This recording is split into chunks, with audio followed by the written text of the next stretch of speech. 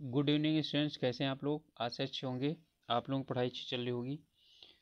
आप सब लोगों का एक बार फिर आपके अपने ऑनलाइन प्लेटफॉर्म प्रयाग एकेडमी में बहुत बहुत स्वागत है। हम लोग उत्तराखंड लोक सेवा आयोग द्वारा आयोजित किए जाने वाली जूनियर असिस्टेंट परीक्षा से संबंधित हिंदी की टेस्ट सीरीज कर रहे थे। तो अब एक या दो जो हमारा होगा वो लगभग टेस्ट सीरीज ना होकर के वो मॉडल पेपर होगा, यानी लगभग उसमें से इस तरह से बनाया जाएगा जिस तरह से कि आपके पेपर में आने की पूरी संभावना है। ठीक है, तो चलिए उसी तरह से लक्ष्य करते हुए हम आज शुरुआत करते हैं। तो पहला प्रश्न है, विश्व की भाषाओं में मुख्यतः कितनी भाषा परिवारों में विभाजित किया गया है। तो इसका उत्तर है 12। हिंदी किस भाषा परिवार की भाषा है। तो आप लोग जानते हैं भारोपी भाषा। हिंदी भारोपी है, जो द्रविड़ है वो दक्षिण भाषा यानी भारतीय भाषाओं का किससे संबंधित है। अब अगला कह रहा है कि भारतीय भाषाएं किस भाषा परिवार से संबंधित हैं। तो भारतीय भाषाएं जितने भी हैं, देखिए वो किनसे संबंधित हैं, चीनी से, भारोपी से, सूडानी से या द्रविड़ से।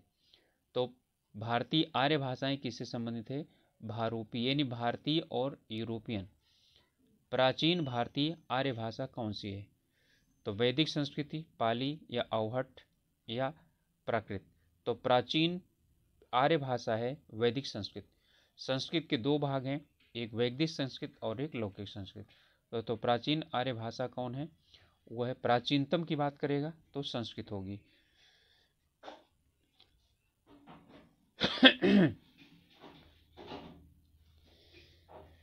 चलिए अगला प्रश्न है, कौन सी बोली पश्चिमी हिंदी की नहीं है। कन्नौजी, ब्रजभाषा, अवधी या कौरवी। तो कौन सी नहीं है, अवधी नहीं है। अवधी जो है ना पूर्वी हिंदी की है। और आप लोग जानते हैं कि पश्चिमी हिंदी में 5 भाषाएं आती हैं। ठीक है, कन्नौजी आती है,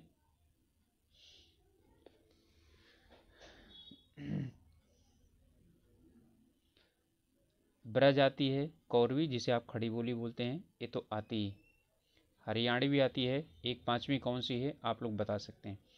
बेटा, गाडी जैसे द्वित व्यंजन का प्रयोग किस बोली में मुख्य रूप से होता है। पूर्वी हिंदी की बघेली में, पश्चिमी हिंदी की खड़ी बोली में, पश्चिमी हिंदी की ब्रजभाषा में या पूर्वी हिंदी की अवधी में।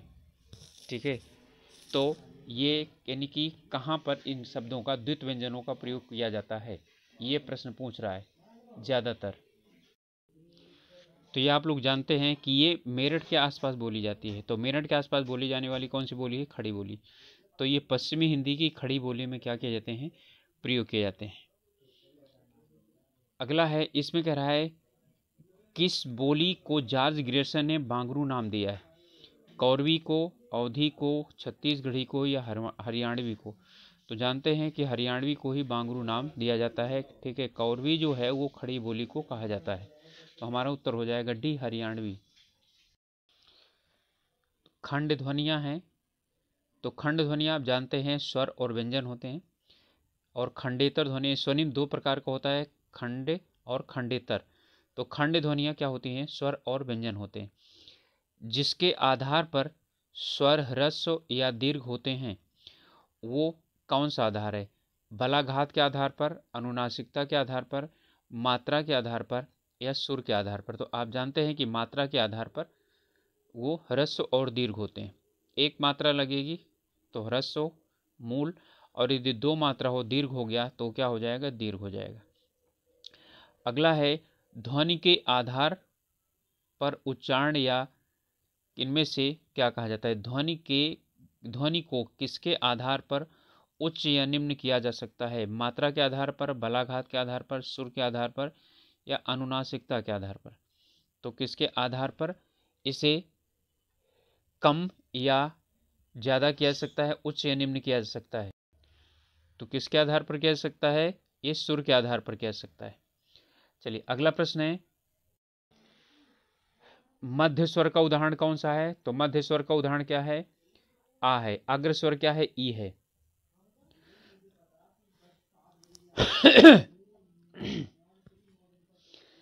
इस बात कर रहा है उ, ओ और औ। उदाहरण किसके? पश्च स्वर के, अग्र स्वर के, मध्य स्वर के या व्यंजन के?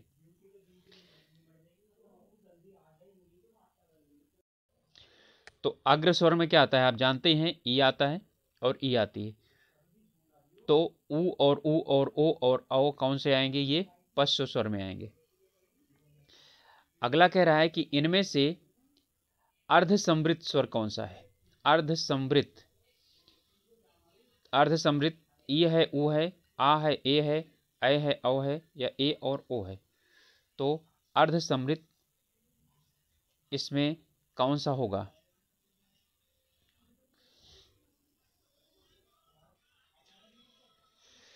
तो आप लोगों को 5 सेकंड का सिर्फ इसमें क्या होगा, समय मिलेगा, तो तुरंत बताएं।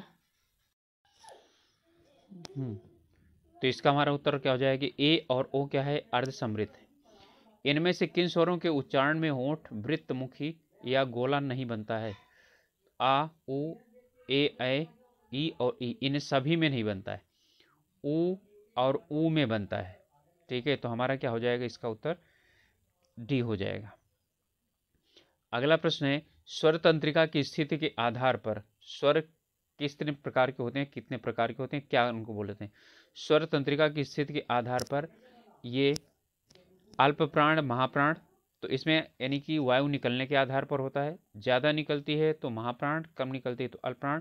घोष और अघोष, यानी कि स्वर तंत्रिका से टकराते हुए निकलते हैं तो घोष होते हैं और नहीं टकराते हुए निकलते हैं तो अघोष होते हैं। तो हमारा उत्तर क्या हो जाएगा?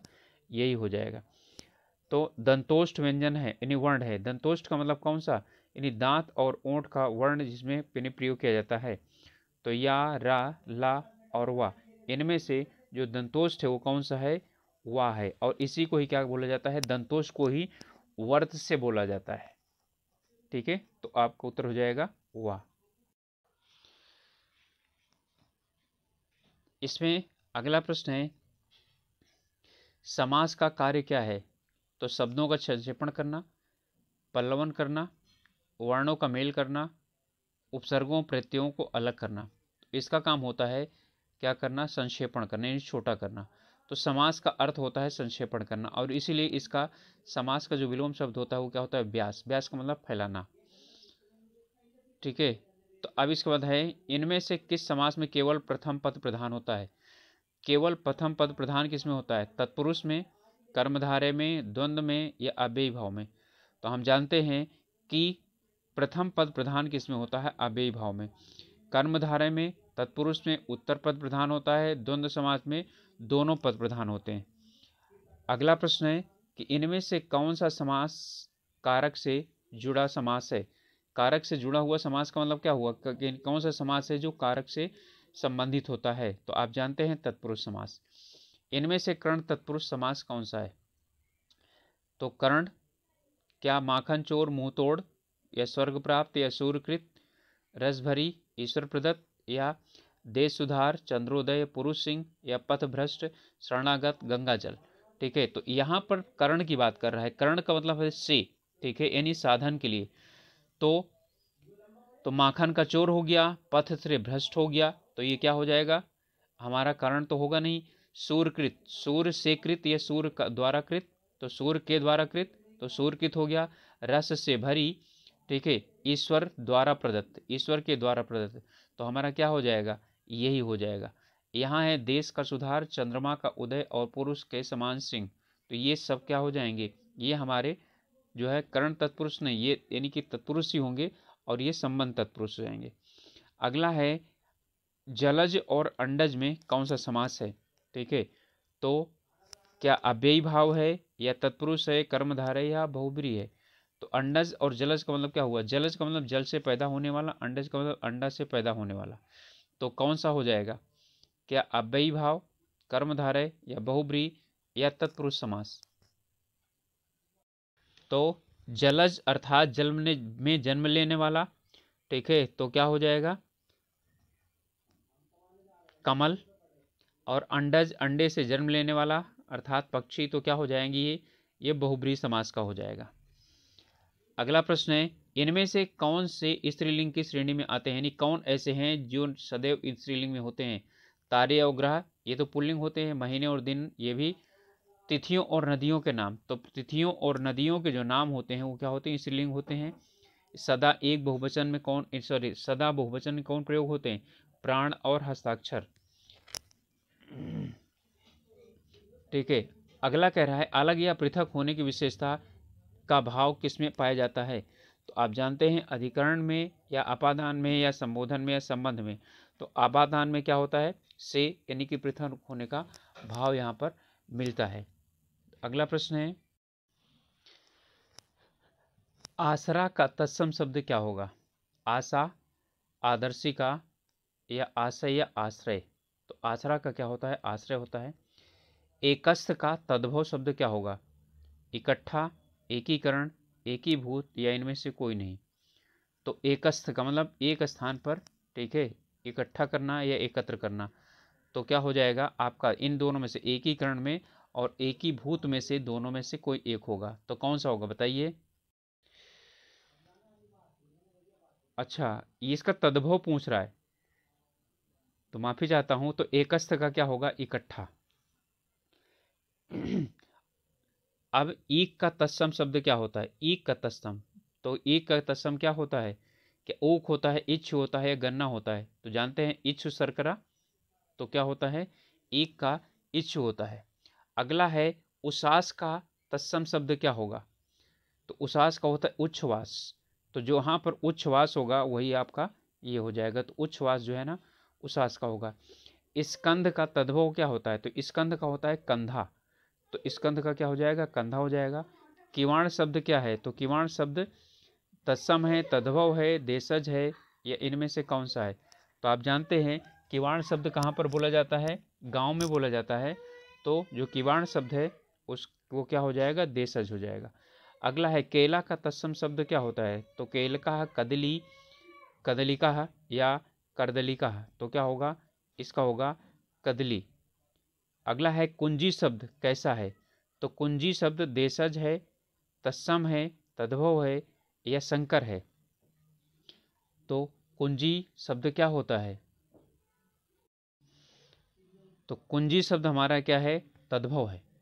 अगला प्रश्न है इनमें बताना है कि इनमें से एक शब्द के क्या दिए गए हैं, चार दिए गए हैं। तो चार उत्तर दिए हुए हैं, इनमें से इसका एक पर्यायवाची शब्द नहीं है, जो नहीं है वो खोजना है। तो महादेव का क्या होता है, हरि, शिव, नीलकंठ और आशुतोष। तो महादेव का शिव होता है, तो शिव भी है, नीलकंठ भी, आशुतोष है। लेकिन महादेव का हरि नहीं होता। हरि किसका होता है, विष्णु का होता है। तो हरि की जगह यदि हर होता तो महादेव का हो जाता। यानी इनमें तीन में से इसका एक पर्यायवाची कौन सा नहीं है। तो रात्रि का यामिनी, सरवरी, उर्वशी और विभावरी। ठीक है, तो रात्रि का यामिनी, सरवरी, उर्वशी और विभावरी। तो यामिनी भी है, सरवरी भी है, विभावरी है, उर्वशी नहीं है। रात्रि का पर्यायवाची शब्द। समुद्र का पयोधि, जलद, जलधि और वारिधि। तो यहाँ पर क्या चीज़ है, वारिधि, जलधि और पयोधि ये समुद्र के हैं। जलद जो है वो बादल का होता है। अगला है सरस्वती। तो सरस्वती का वीणा पाणी बिल्कुल होता है, महाश्वेता होता है, पद्मा भी होता है, भारती। ठीक है, तो आपको पद्मा और भारती में लेना है। तो भारती होता है, ठीक है, या पद्मा होता है सरस्वती का। यानी इन दोनों में से कौन सा एक नहीं होगा। तो पद्मा किसका होता है, पद्मा नहीं होगा, पद्मा होता है लक्ष्मी का। सूर्य का कौन सा नहीं होगा, प्रभाकर, निराकार, निराकर, दिनकर और दिनेश। ठीक है, तो दिनेश भी है, दिनकर भी है और प्रभाकर भी है। लेकिन निशाकर नहीं है, निशाकर तो चंद्रमा का होता है। निशा का मतलब रात्रि, तो ये चंद्रमा का होगा। अगला है सुंदर का चारु, ललाम, मंजुल और मंजूषा। इनमें से कौन सा नहीं होगा सुंदर का।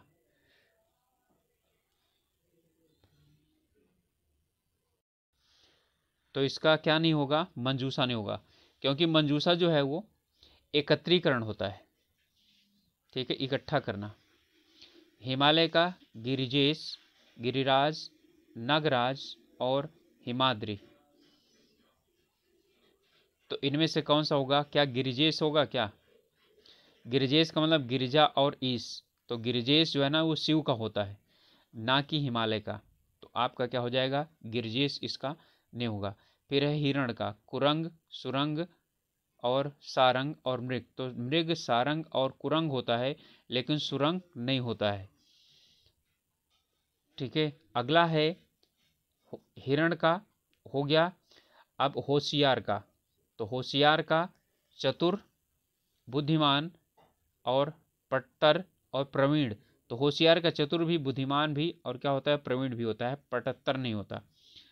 शांति का कौन सा, सॉरी, इसमें कह रहा है शांति का समानार्थी शब्द कौन सा नहीं है? तो चुप्पी, मौन, नीरवता, आकाश और निशब्दता।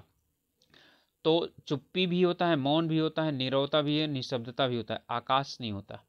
आकाश अनंत का होता है। चलिए अगला प्रश्न है, इसमें विलोम शब्द बताना है कि विलोम शब्द कौन सा इनका है। तो कृतज्ञ का क्या होता है? आप लोग अच्छी तरह से जाते हैं, कृतज्ञ होता है किए हुए कार्य को मानने वाला और किए हुए कार्य को न मानने वाला। फिर है कृत्रिम, तो कृत्रिम का क्या होता है? ये प्राकृत होता है। कृत्रिम का मतलब मानव निर्मित, प्राकृत का मतलब प्रकृति द्वारा निर्मित। अगला है कर्षण, तो कर्षण का अर्थ क्या, यानी कि कर्षण का जो विलोम होता है वो क्या होता है? आकर्षण, विकर्षण, प्रक्षेपण और फेंकना। ठीक है, तो कर्षण का सबसे पहले ये मतलब पता होना चाहिए क्या होता है। तो कर्षण का क्या होगा? विकर्षण होगा। आकर्षण का होगा अनाकर्षण। क्षमा का क्या होता है? बुरा नहीं, अनहित नहीं, दंड और क्या है इसमें है? प्रताड़न। तो क्षमा का क्या होता है? दंड होता है। खंडन का क्या होता है? मंडन होता है। तो आपका ये हो जाएगा खेचर। ठीक है, खेचर का क्या होता है? भूचर, जलचर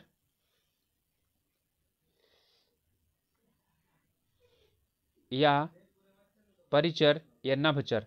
तो खेचर का मतलब ही नभचर होता है। ठीक है, खे का मतलब होता है आसमान, तो खेचर का होता है भूचर। अब गणतंत्र है, तो गणतंत्र का क्या होगा? गणतंत्र का होता है राजतंत्र, तो गणतंत्र का होता है राजतंत्र। गंभीर का क्या होगा? शरारती, उत्पाती, वाचाल या सतर्क। तो गंभीर का यानी कि गंभीर बैठा रहे, और इसका क्या होगा? उत्पाती होगा या वाचाल होगा? तो गंभीर का मतलब कम बोलने वाला और वाचाल का मतलब बहुत बोलने वाला।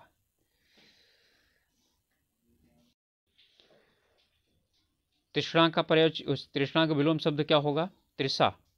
क्षुधा, तृप्ति, कामना या न्यूनता।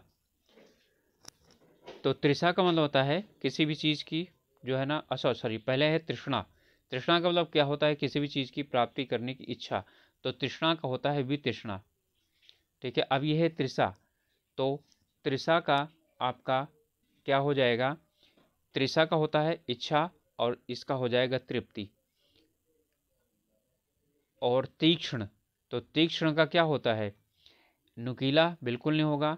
अब कुंठित और स्थूल में, क्योंकि पैना और नुकीला एक ही तरह से होता है, लेकिन ये यदि तीक्ष्ण जो है वो किसका है? तत्सम शब्द है, तो यहाँ पर क्या होना चाहिए? दोनों होना चाहिए, यानी कि तत्सम ही होगा। तो क्या कुंठित होगा या स्थूल होगा?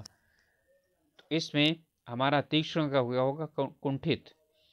ठीक है, तेजस्वी का क्या विलोम शब्द होगा? तो तेजस्वी का होगा निस्तेज। ठीक है, तो तेजस्वी क्या हो जाएगा?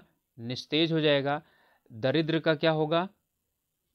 संपन्न, प्रतिभाशाली, विपन्न या वैभवशाली। तो दरिद्र और विपन्न एक ही हैं, तो दरिद्र का क्या होगा? वैभवशाली। दूषित का क्या होगा? ठीक है, तो दूषित का जो यानी विलोम शब्द है वो क्या होगा? स्वच्छ। तो दूषित का क्या होगा? स्वच्छ होगा। धरा का क्या होगा? गगन या क्षिति या अंतरिक्ष या इला। तो इसमें आपका धरा का क्या हो जाएगा? तो धरा का क्या हो जाएगा? गगन हो जाएगा। क्षिति का मतलब मालूम है क्या होता है? क्षिति का मतलब यही धरा ही होता है। क्षिति का मतलब होता है पृथ्वी। अब आगे है ध्वंस। ध्वंस का क्या होता है? कठोर, मजबूत, टिकाऊ या निर्माण। तो ध्वंस का होता है नष्ट करना, और जो है ना निर्माण का मतलब क्या होता है, बनाना। तो ध्वंस का क्या होता है, निर्माण करना होता है। फिर है नैसर्गिक का क्या होगा, नैसर्गिक का सामयिक, चमत्कार या कृत्रिम, या इनमें से कोई नहीं। तो नैसर्गिक क्या होगा, कृत्रिम होगा। नैसर्गिक का मतलब जो प्राकृतिक रूप से बने, और कृत्रिम का मतलब मानव ने जो बनाया हो। प्रत्यक्ष का मतलब होता है परोक्ष, प्रत्यक्ष का क्या हो जाएगा, परोक्ष हो जाएगा। अगला प्रश्न है, अब यहाँ पर समूहवाची शब्द बताना है। तो बादलों का समूहवाची शब्द क्या होता है, घटा होता है। अनाज का समूहवाची शब्द क्या होता है, राशि होता है। नक्षत्र का समूहवाची शब्द क्या होता है, नक्षत्र गण हम बोलते हैं ना, तो क्या हो जाएगा, गण हो जाएगा। सभ्यजन समूह, ठीक है, सभ्यजन का समूहवाची क्या होता है, तो सभ्यजन का दल होता है, वृंद होता है, गिरोह होता है, या मंडली होता है। ठीक है, तो जो सभ्यजन है इनका क्या हो जाएगा, सभ्यजन वृंद। इसके बाद है सैनिकों का समूह। तो सैनिकों का समूह क्या होता है, मंडल, झुंड, फौज या कतार। तो जो सैनिकों का होगा वो हमारा हो जाएगा फौज। सत्याग्रहियों का समूह, राशि होगा, ढेर हो गया, फौज होगा, जत्था होगा। तो सत्याग्रहियों का क्या होता है, जत्था होता है। ठीक है, सत्याग्रहियों का जत्था होता है। और एक साथ अनेक पशुओं का समूह क्या होता है, तो समूह होता है, संघ होता है, संग्रह होता है, जो गिरोह होता है। तो ऐसे झुंड होता है, लेकिन फिर क्या हो जाएगा, समूह हो जाएगा। तो कूड़े का समूह क्या होता है, ढेर होता है।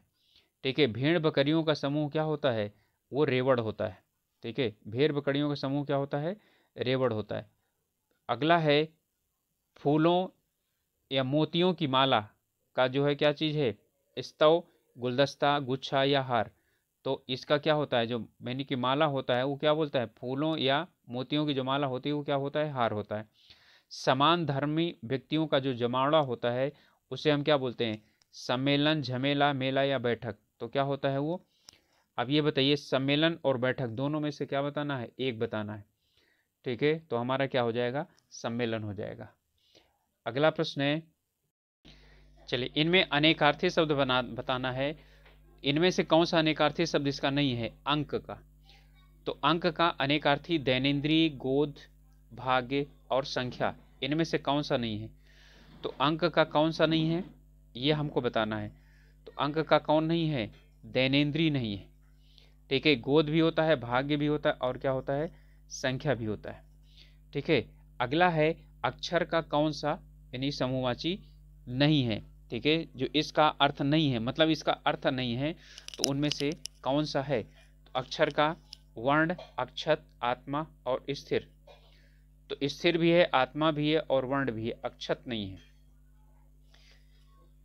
ठीक है, तो हमारा क्या हो जाएगा, उत्तर हो जाएगा बी, अक्षत। अज का अर्थ कौन सा नहीं है, अजन्मा, बकरा, सन्यासी या मेष राशि। तो इसका कौन सा नहीं है, सन्यासी नहीं है। अज, अज, आ माने नहीं, जा माने जन्मा, तो अजन्मा भी है, अज बकरा को भी कहा जाता है, अज मेष राशि को भी कहा जाता है। ठीक है, और जो अज हैं, ठीक है, वो राम के उसमें से भी संबंधित हैं। इसके बाद है अधर, आकाश, अनाधार, होंठ और पाताल। तो अब इसका अधर का कौन सा नहीं है, तो पाताल नहीं है, आकाश भी है, अनाधार भी है और होंठ है। अगला है अपेक्षा। ठीक है, तो अपेक्षा का कौन सा शब्द नहीं है, तो निराशा, आशा, आवश्यकता, इच्छा। तो इसका निराशा, आशा, आवश्यकता और इच्छा, तो ये तीनों हैं, लेकिन क्या नहीं है, निराशा नहीं है। अमृत का अमर, अनमोल, दूध और जल। तो जल भी, दूध भी क्या है, ये अमृत के अंतर्गत आता है। और अमर और अनमोल में क्या करना है, चुनना है। तो इसमें कौन सा नहीं होगा, तो अमर बिल्कुल आएगा, अनमोल नहीं आएगा। इसके बाद अर्क, अर्क का मतलब कौन कौन सा होता है, सत्व भी होता है, सूर्य, बुध और तांबा। तो इनमें आपको बताना है कि कौन सा नहीं होगा। तो अर्क का मतलब सत्व भी होता है, रस भी होता है, सूर्य भी होता है, तांबा भी होता है, लेकिन बुध नहीं होता। अर्थ का क्या होता है, यानी इसमें से बताना है कौन सा नहीं होगा अर्थ का। तो कारण, प्रयोजन, घन और अन्न। ठीक है, तो अर्थ, तो अर्थ का इसमें कौन सा अर्थ नहीं होगा, तो अन्न नहीं होगा। धन भी होता है, प्रयोजन भी होता है, कारण भी होता है। अली, रूपसी, सखी, बिच्छू और भ्रमर।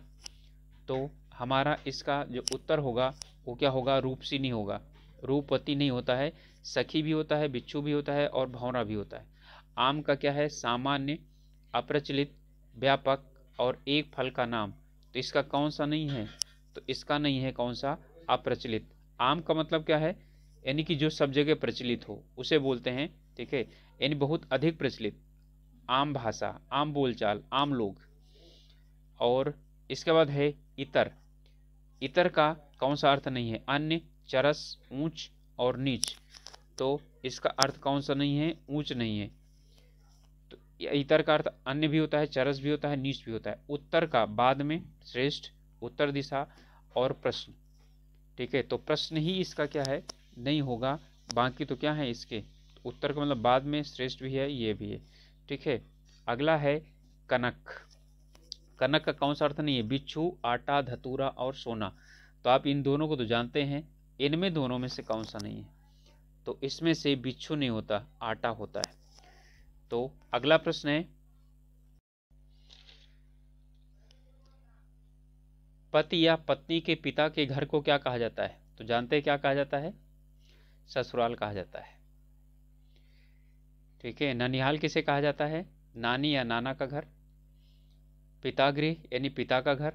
स्वगृह का मतलब अपना घर। जिसका अनुभव किया गया हो तो क्या होगा, अनुभवी, जिसको अनुभव प्राप्त हो। अनुभूत, अनुभव योग्य, अनुभव किया जाने लायक। अनुभाव्य, ठीक है। तो अब आपको अनुभाव्य और अनुभूत, ठीक है, इनमें से क्या करना है, दो में से निकालना है। तो क्या हो गया, अनुभूत। अनुभूत का मतलब होगा, हो गया, ठीक है, अनुभव किया गया हो। और अनुभाव्य मतलब अनुभव होने वाला। अगला है जिसकी पहले आशा नहीं की गई हो, ठीक है। तो जिसकी पहले आशा नहीं की गई हो तो उसके लिए क्या प्रयोग किया जाता है, अकल्पित, अप्रत्याशित या अकल्पनीय या आशातीत। आशातीत तो ये है आशा के अनुसार। अकल्पनीय, ठीक है, जिसकी क्या ना की गई हो, कल्पना ना की गई हो। अब यहाँ पर हमें क्या करना है, ध्यान देना है कि पूछ क्या रहा है। तो आशा ना की गई हो तो क्या होता है, अप्रत्याशित होता है, ठीक है। अकल्पित माने जो है ना, जिसकी कल्पना ना की गई हो, और क्या है, जिसकी कल्पना ना की जा सके, इसे बोलते हैं अकल्पनीय। और आशातीत, आशा के अनुसार। किसी भी पक्ष का समर्थन नहीं करने वाला, तो आप जानते हैं किसी भी पक्ष का समर्थन नहीं करने वाला क्या होता है, तटस्थ या निष्पक्ष। किसी भी पक्ष का क्या, समर्थन ना करने वाला, निष्पक्ष नहीं, ठीक है, क्या होता है, वो तटस्थ होता है, ध्यान देना है। निरापद, निष्पक्ष और दत्तचित्त। दत्तचित्त का मतलब होता है कि पूरी तरह से मन लगा करके कार्य करने वाला दत्तचित्त होता है। तो इसका होगा तटस्थ, निष्पक्ष नहीं। निष्पक्ष का मतलब यानी कि बिना किसी पक्ष का, यानी किसी का पक्ष ना लेना। किसी का पक्ष ना लेना निष्पक्ष होता है, और किसी के पक्ष का समर्थन ना करना वो तटस्थ होता है। ये छोटे छोटे अंतर हैं। युयुत्सु का अर्थ क्या होता है, तो युयुत्सु का अर्थ होता है युद्ध की इच्छा रखने वाला। मुमुत्सु होता है मोक्ष की इच्छा रखने वाला। जिसमें अपमान का भाव हो वह हंसी, उसे क्या बोलते हैं, हास या व्यंग या उपहास या परिहास, ठीक है। यानी जिसमें क्या किया जा रहा हो, किसी को नीचा दिखाने की, यानी कि वो हो, लक्ष्य हो, तो उसके लिए तो क्या कहा जा सकता है, उसे कहा जाता है उपहास, यानी हंसी उड़ाना। परिहास का मतलब होता है एक दूसरे की हंसी उड़ाना, वैसे यानी को करना। व्यंग का मतलब क्या होता है, व्यंग कसना।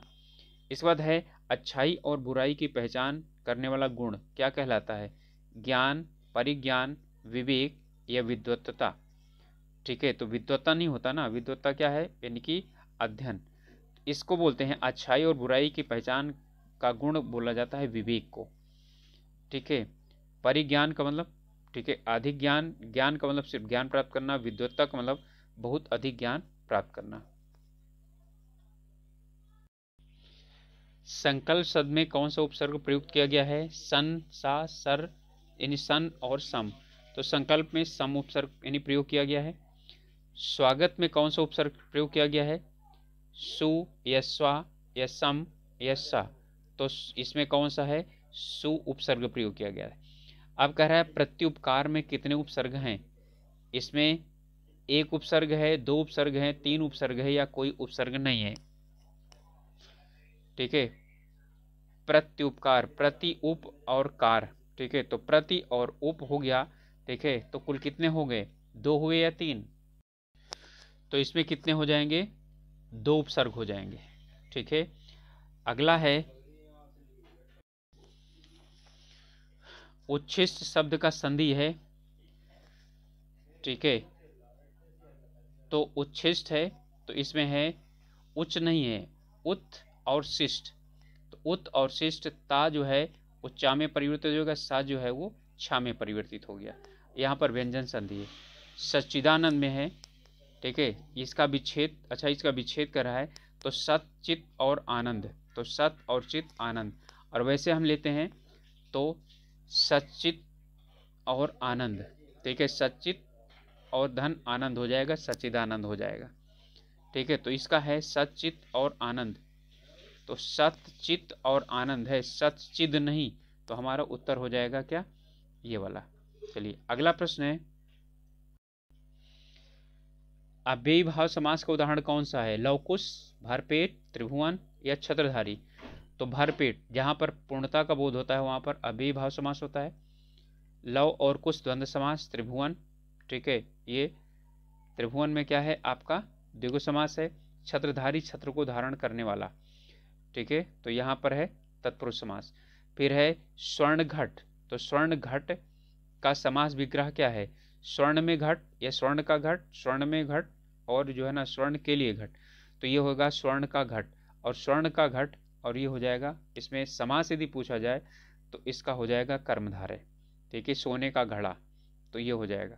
तो स्टूडेंट्स, तो ये थे हमारे यानी कि इसमें से 30-35 प्रश्न के करीब हमने किया है, और एक एक चैप्टर पर कई कई प्रश्न किए गए हैं। तो कोशिश ये की गई है कि इसी आधार पर क्या हो जाएगा, प्रश्न आप लोगों से पूछे जाएंगे। तो आप लोगों से रिक्वेस्ट है कि अभी तक यदि चैनल को सब्सक्राइब नहीं किए तो सब्सक्राइब कीजिए, और साथ ही साथ, ठीक है, पढ़ाई कीजिए, अच्छी तरीके से तैयारी कीजिए, अपने स्वास्थ्य का ध्यान रखिए। मिलेंगे अगले वीडियो में, तब तक के लिए ऑल द बेस्ट।